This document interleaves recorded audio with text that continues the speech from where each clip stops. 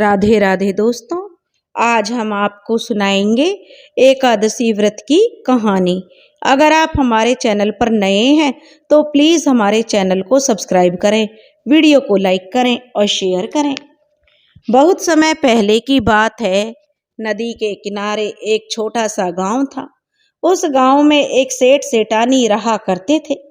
सेठ सेठानी के घर में सभी तरह से जो मौज थी, एक तरह से ये समझो कि लक्ष्मी जी का वास था। सेठानी जी जो थी वो बहुत ही नियम कर्म किया करती थी, बहुत पूजा पाठ करती और एकादशियों के व्रत किया करती थी। जब भी एकादशी आती तो सेठानी जी सोने का आंवला दान किया करती थी, क्योंकि सेठ जी के घर में अन्न धन के अंबार लगे हुए थे। साक्षात लक्ष्मी और माँ अन्नपूर्णा की जो उन पर विशेष कृपा बनी हुई थी। सेठ और सेठानी के एक बेटा था जो उनके शादी के काफी सालों के बाद पैदा हुआ था। सेठानी जी अपना नियम कर्म व्रत करती और अपने बेटे को भगवान का आशीर्वाद समझती थी, क्योंकि वह एकादशी का व्रत करती है और यही विष्णु भगवान की कृपा से उसे पुत्र की प्राप्ति हुई है। धीरे धीरे समय बीत रहा था। अब सेठ जी का बेटा बड़ा हो रहा था और सेठानी जी और सेठ जी की भी उम्र बढ़ती जा रही थी, यानी सेठ जी और सेठानी जी बूढ़े होने लगे थे। अब उनका बेटा जवान। अब उन्होंने अपने बेटे की विवाह के लिए एक योग्य लड़की देखकर अपने बेटे का विवाह कर दिया। घर में बहू आ गई और बहू आ गई तो बेटे और बहू जो अपनी सास और ससुर की बहुत सेवा करते थे। बहू आने के बाद भी सेठानी अपने नियम कर्म से जुड़ी रही। अपनी बहू को भी वह अच्छे संस्कार सिखाती थी कि सुबह उठकर आंगन बहारना, सुबह पहली रोटी गाय को निकालना और आखिरी रोटी कुत्ते के लिए बनाना, और नहा धोकर तुलसी जी सींचना, सूर्य नारायण को अर्घ्य देना। तरह तरह के नियम वह अपनी बहू को बताती थी। बहू जो सेठानी जी की बात तो मान लेती थी, लेकिन मन ही मन कुढ़ती भी रहती थी, और क्योंकि घर में अन्न धन की तो कमी नहीं थी। और सेठानी जी का जो नियम था जो वह शुरू से करती आ रही थी, सोने का आंवला दान करती थी, तो वह उनका बना हुआ था। एक दिन की बात है, एक पड़ोसन थी जो सेठ जी की बहू से कहती है कि अरे देखो, तुम्हारी सास सोने का आंवला दान करती है, इस तरह से तो तुम लोग गरीब हो जाओगे। कहते हैं ना कि लोग अपने दुख से दुखी नहीं हैं, लोग दूसरे को सुखी देखकर दुखी हैं। अब एक दो बार तो बहू ने अपनी पड़ोसन की बात नहीं मानी, लेकिन कहते हैं ना, सीख तो पत्थर को भी फोड़ देती है।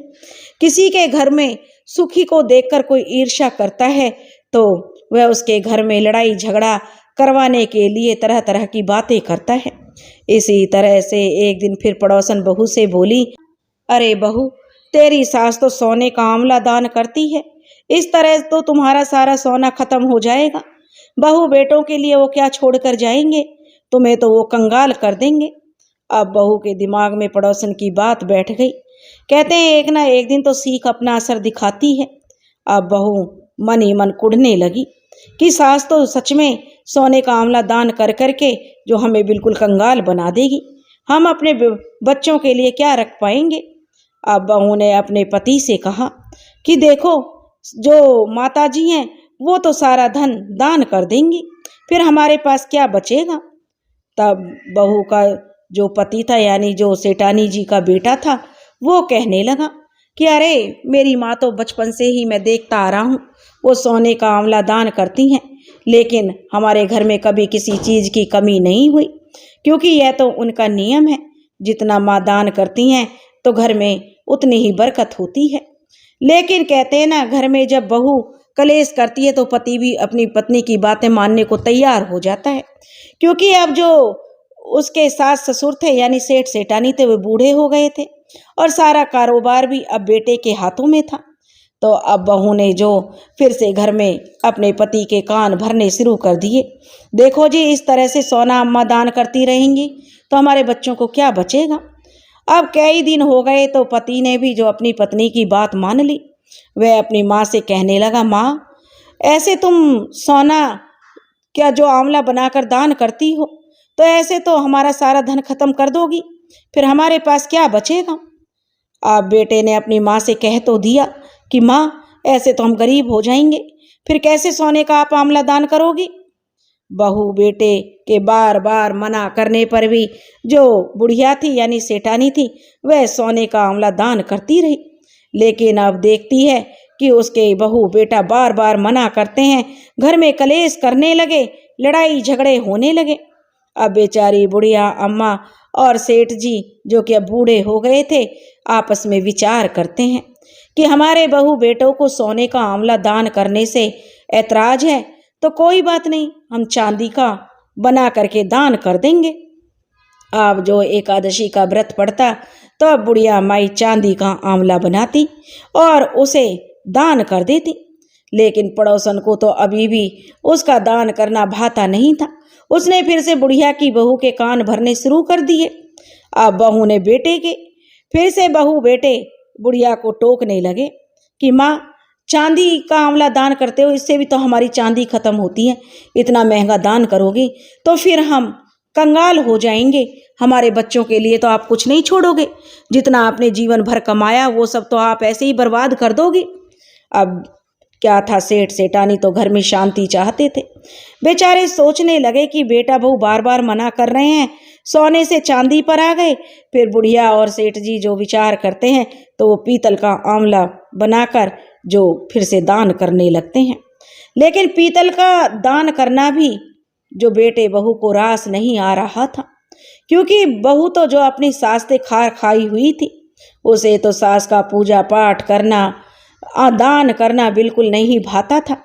इसलिए बहू ने फिर से अपने पति के कान भरे और इस तरह से उन्होंने अपनी माँ के पीतल के आंवले पर भी जो ऐतराज जताया, तो सेठ और सेठानी ने पीतल का आंवला भी जो दान करना बंद कर दिया। क्योंकि बुढ़िया सोचने लगी कि चलो अब जो घर में शांति रहेगी। बेटा कहता इस तरह से तुम पीतल करोगी तो पीतल भी तो कितना महंगा होता है, इस तरह से तो तुम हमारे लिए क्या छोड़ोगे। ऐसा भी कहीं होता है कि लोग इतना महंगा महंगा दान करें। अब बेचारे सेठ सेठानी बहू बेटों के तानों से तंग आ गए।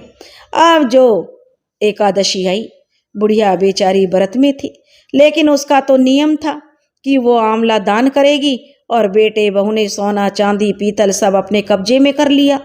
अब बेचारी क्या दान करेगी, तो बुढ़िया माई भगवान विष्णु और माता लक्ष्मी के हाथ जोड़ती है और एकादशी माता से प्रार्थना करती है कि हे एकादशी माता, अब मेरे पास सिर्फ यह मिट्टी है, मैं इसी का आंवला बनाकर आपको दान कर देती हूँ।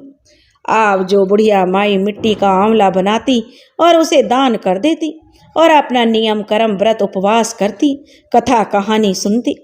लेकिन अभी भी पड़ोसन को तो जो ईर्ष्या होती कि अभी भी बुढ़िया माई अपनी पूजा भक्ति में लगी रहती है। उसने फिर से जो बहू के कान भरने शुरू कर दिए कि देखो तुम्हारी सास तो जग हंसाई करा रही है, घर में इतना रुपया पैसा है, इतना धन है, फिर भी लोग कह रहे हैं कि देखो सेठ सेठानी को देखो, इनका दिमाग चल गया है क्या, जो मिट्टी का आंवला दान कर रहे हैं।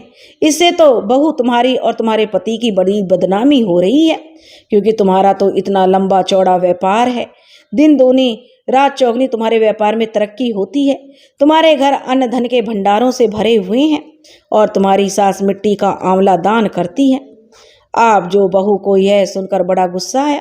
उसने फिर से अपने पति से कहा, देखो जी, माता जी तो मानती नहीं है, अब उन्होंने तो हमारी बदनामी करने की ठान ली है, हम किसी को क्या मुंह दिखाएंगे। तुम्हारी माता जी मिट्टी का आंवला बनाती हैं और उसे दान करती हैं, भला मिट्टी भी कहीं दान में दी जाती है। इस तरह से बुढ़िया माई का जो बेटा है वो अपनी माँ से कहता है कि माँ, क्यों जग हंसाई कर रही हो, क्यों हमें कहीं बोलने लायक नहीं छोड़ोगी, लोग क्या कहेंगे कि इतने बड़े व्यापारी की माँ मिट्टी का आंवला दान करती है। बेचारे सेठ सेठानी अपने बेटे की बात सुनकर चुप हो जाते हैं और उसका बेटा अपनी माँ को मिट्टी भी नहीं लेने देता है। इस तरह से बेचारी अपना नियम कर्म करती है और बाहर जाती है। क्योंकि एकादशी आ गई थी, तो वो क्या देखती है कि मंदिर में गऊ माता बंधी हुई थी। वह गौ माता के पास जाती है और गौ माता का गोबर लेकर आती है और एकादशी के दिन उसका आंवला बनाकर, आंवले की सेप में गोबर को बनाकर उसको दान करने लगती है। अब वह अपना नियम कर्म तो छोड़ती नहीं है, क्योंकि बुढ़िया माई की तो एकादशी में अपार श्रद्धा थी और वह जब से छोटी थी तभी से अपनी माँ दादी को, जो बचपन से ही यह एकादशी का व्रत करते हुए देख रही थी, और ये गुण और संस्कार उसमें बचपन से ही भरे हुए थे और आज तक उसने कभी भी एकादशी का व्रत नहीं छोड़ा था और ना ही अपना नियम कर्म छोड़ा था। अब बुढ़िया माई का गोबर का दान करना भी बहू बेटे को रास नहीं आता और वो गोबर भी का दान करने के लिए भी मना कर देते हैं। अब तो जो बुढ़िया बेचारी सोने से चांदी, चांदी से जो पीतल से जो आ गई थी मिट्टी पर और मिट्टी पर से आ गई गोबर से, लेकिन बहू बेटा तो उसको यह भी दान नहीं करने देते और पड़ोसन जो थी, पड़ोसन ने गोबर का आंवला दान करने से भी बंद करवा दिया बहू को सिखाकर। बहू सास को मना कर देती कि अब तुम्हें यह दान क्या लगा रखा है, क्यों हमारी जगहसाई करती हो। इस तरह से बहू की ताहने और बेटों की बातों से बुढ़िया माई बड़ी दुख होती है। इस बात से दुखी होकर अब सेठ सेठानी जो उस घर को छोड़ देते हैं। कहते हैं कि जिस घर में हमें पूजा पाठ नहीं करने दी जाती, हमारा मान सम्मान नहीं है, तो ऐसे घर को छोड़कर हम क्या घर में रहकर क्या करेंगे। इसलिए दोनों पति पत्नी उस घर को छोड़कर चले जाते हैं। चलते चलते दोनों एक वन में चले जाते हैं और थक कर एक जगह पर बैठ जाते हैं। पास में ही एक नदी बह रही थी। दोनों पति पत्नी नदी का पानी पीते हैं और वहीं पर दोनों ने एक बालू का आंवला बना लिया, क्योंकि उस दिन एकादशी थी और बेचारों ने रात बिताई और बालू का आंवला बनाया, क्योंकि रेत ही रेत था नदी के किनारे, उसको दान करने के लिए, और अपना पानी पीकर दिन गुजार दिया। और फिर भगवान की कृपा ऐसी हुई कि उसी जंगल में जहाँ पर उन्होंने जो बालू का आंवला बनाया था, वहाँ पर एक आंवले का पेड़ उगाया। अगले दिन जब बुढ़िया सोकर उठती है, जो कि बालू के रेत पर ही पति पत्नी दोनों सो गए थे, क्योंकि थके हुए थे, वैसे भी उम्र ज़्यादा थी, बूढ़े हो चुके थे। तो सुबह उठकर बुढ़िया क्या देखती है कि वहाँ पर जहाँ पर उसने बालू का आंवला बनाया था, वहाँ पर एक आंवले का पेड़ उगाया है। बुढ़िया माई अपने पति से कहती है कि देखो बालू, जहाँ पे हमने आंवला बनाया वहाँ पे देखो आंवले का एक पेड़ उगाया है और उसमें रात में आंवले में लग गए हैं। आप एक काम करो, एक आंवला ले जा कर के बाजार में बेचकर कुछ खाने का सामान खरीद लाना। तब जो बुढ़िया माई का पति होता है तो वो ऐसा ही करता है। उसने एक आंवले के पेड़ से एक आंवला तोड़ा और उसे लेकर बाजार की तरफ चल दिया। बुढ़िया का पति एक आंवले को लेकर एक बनिया की दुकान पर पहुंच गया। बनिया ने उस आंवले को बड़े गौर से देखा और उसने जो भी सामान बुढ़िया के पति ने मांगा उसे उस सामान को दे दिया और बहुत सारे पैसे भी वापस लौटाए। तब बुढ़िया का पति कहता है बनिया से, अरे सेठ जी, आपने सामान तो दे दिया है, अब पैसे किस चीज के दे रहे हो। तब बनिया बोला, अरे भाई, तुम्हारा आंवला सोने का है, वो इसलिए उसकी कीमत मैं तुम्हें अदा कर रहा हूँ, और यह सामान भी, और ये तुम्हारे पैसे बनते हैं। अब बुढ़िया का पति खुशी खुशी सामान लेकर लौट आया। अब धीरे धीरे समय बीतने लगा। बुढ़िया माई अब अपना सोने का आंवला फिर से दान करने लगी, क्योंकि उस पेड़ पर सोने के आंवले लगते थे। धीरे धीरे दोनों पति पत्नी बहुत पैसे वाले हो गए और आंवले बेच बेच कर, क्योंकि सोने का आंवला तो बहुत ही कीमती था, और उधर अपने सास ससुर को घर से निकालकर उसके बहू बेटे के तो दिन ही पलट गए।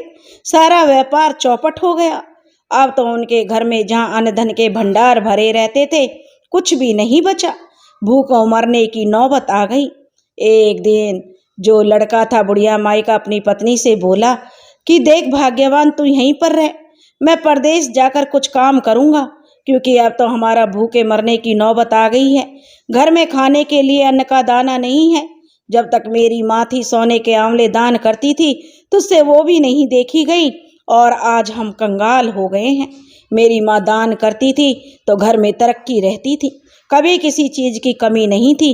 जब से मेरी माँ और पिताजी इस घर से गए हैं, मानो लक्ष्मी जी का हमारे घर से जैसे रूठ गई हैं। तब उस लड़के की पत्नी कहती है कि देखो जी, मैं यहाँ अकेली क्या करूँगी, मैं भी तुम्हारे साथ परदेश चलूँगी और वहाँ पर कोई काम धंधा देखूँगी, तो दोनों कुछ कमाएंगे तो कुछ कर पाएंगे। अब दोनों पति पत्नी जंगल की तरफ पहुँचे, क्योंकि पहले जो रास्ते थे जंगल के रास्ते से होकर ही जाना पड़ता था। अब दोनों पति पत्नी जंगल के रास्ते से जा रहे थे तो दोनों क्या देखते हैं कि एक सेठ जी की हवेली बन रही है जंगल में।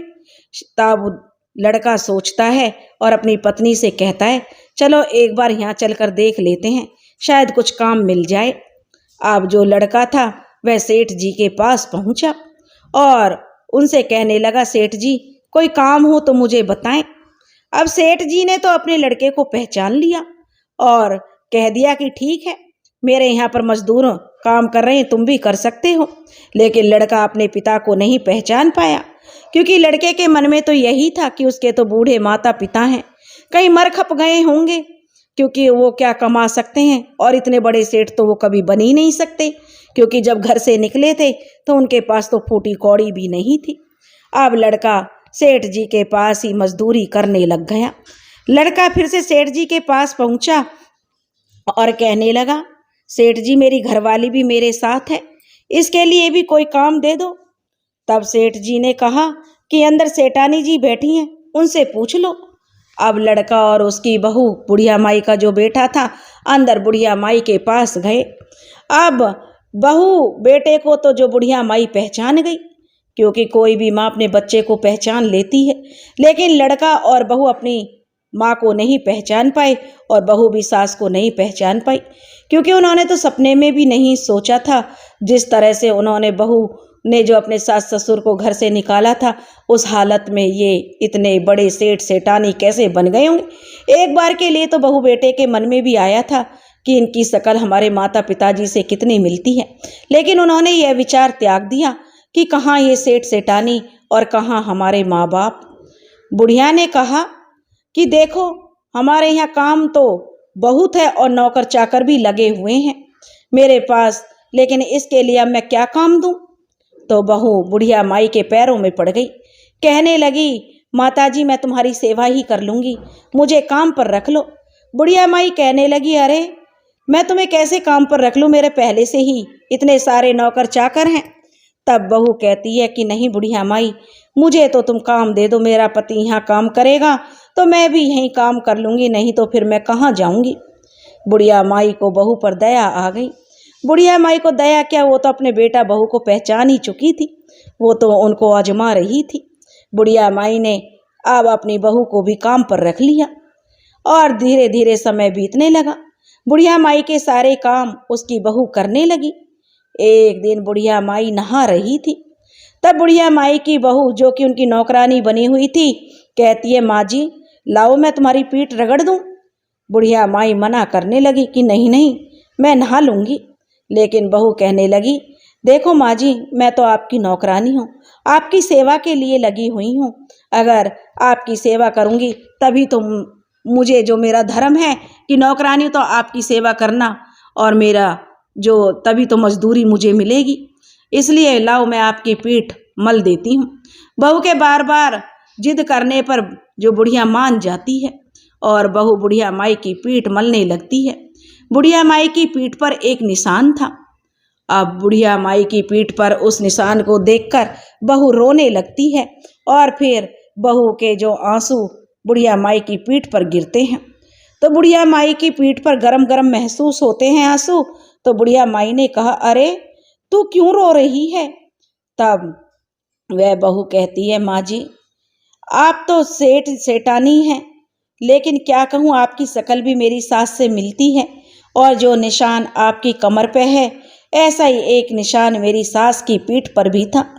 ना जाने अब वो कहाँ चली गई है, मेरी बुद्धि को क्या हो गया था, मैं पड़ोसियों की बातों में आ गई थी। तब उसने कहा, बुढ़िया माई ने तुम्हारी सास कहाँ है। तब बहू ने बताया कि बुढ़िया माई मैं पड़ोसन की शिकायत में आ गई और अपनी सास को दान करने से रोकने लगी। मेरी सास बड़ी ही पतिव्रता और धार्मिक विचारों वाली थी। एकादशी का व्रत किया करती थी और सोने का आंवला दान करती थी। और जब मैंने उनके साथ बुरा व्यवहार करना शुरू कर दिया, उनका दान करना छुड़वा दिया, जिससे नाराज होकर मेरे सास ससुर घर छोड़कर चले गए।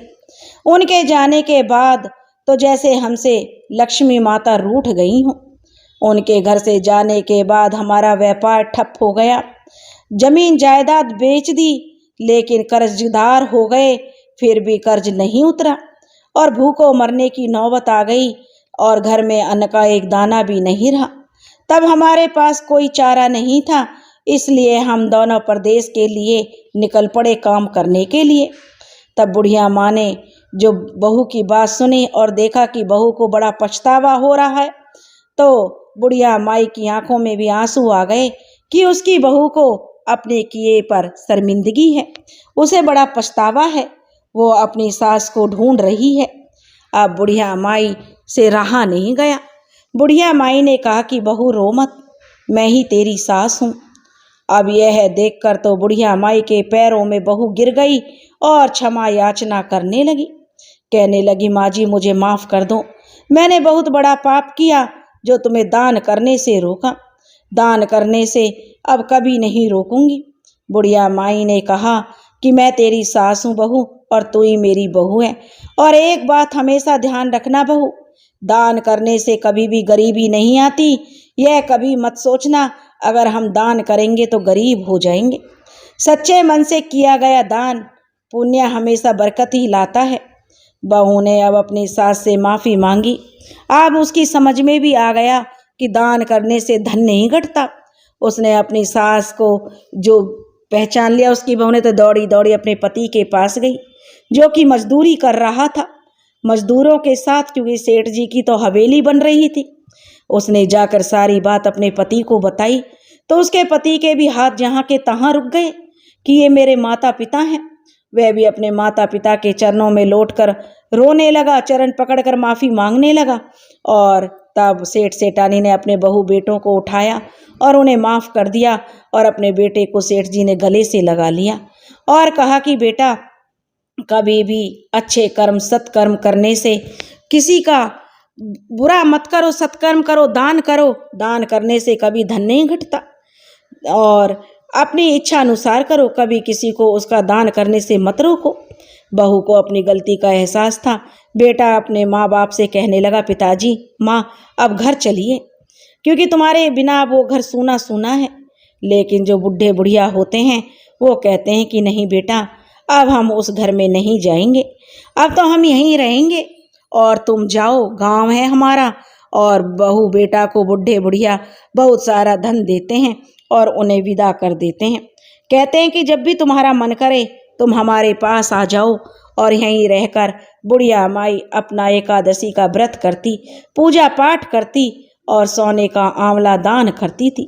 ज्यों ज्यों वो दान करती त्यों त्यों उसके घर में तरक्की होती जा रही थी। अब तो बुढ़िया माई की बहू भी अपनी सास के कहे अनुसार उसके एकादशी का व्रत करने लगी, सोने का आंवला दान करने लगी। अब उसके घर में भी 9 निध 12 सिद्ध होने लगे। अब उसकी समझ में आ गया, दान दिए ना धन घटे। अब तो वह समझ गई थी। अब वह अपनी सास के नक्शे कदम पर चलने लगी, पूजा पाठ करती, सुबह जल्दी उठती, आंगन बुहारती, पंछियों को दाना चुग्गा डालती, सूर्य देवता को अर्घ्य देती, तुलसी जी सींचती, पूजा पाठ में लगी रहती, भगवत कीर्तन करती। दोनों पति पत्नी एकादशी का व्रत रखते। इस तरह से उनके दिन फिर गए, और बूढ़े बुढ़िया जो थे वो भी कभी इधर कभी उधर, कभी बेटे बहू चले जाते उनके पास, तो कभी बूढ़े बुढ़िया बेटे बहू के पास आ जाते। ऐसे ही उनमें प्यार बना रहा, क्योंकि जो भी धन था सब बेटे बहू के लिए था। अब कुछ दिनों के बाद बहू को एक सुंदर से पुत्र की प्राप्ति हुई। अब उनका घर फिर से खुशियों से भर गया। दोस्तों, एकादशी की व्रत की महिमा अपरंपार है। हे एकादशी माता, हे विष्णु भगवान, हे माता लक्ष्मी, जैसे आपने बुढ़िया पर कृपा करी, जैसे उसकी बहू को सद्बुद्धि आई, ऐसे ही जो यह कथा कह रहे हैं और जो यह कथा सुन रहे हैं उन सब पर अपनी कृपा बनाए रखना। बोलो विष्णु भगवान की जय, बोलो माता लक्ष्मी की जय, बोलो ग्यारस माता की जय। दोस्तों, अगर आप हमारे चैनल पर नए हैं तो प्लीज़ हमारे चैनल को सब्सक्राइब करें, वीडियो को लाइक करें और शेयर करें। राधे राधे।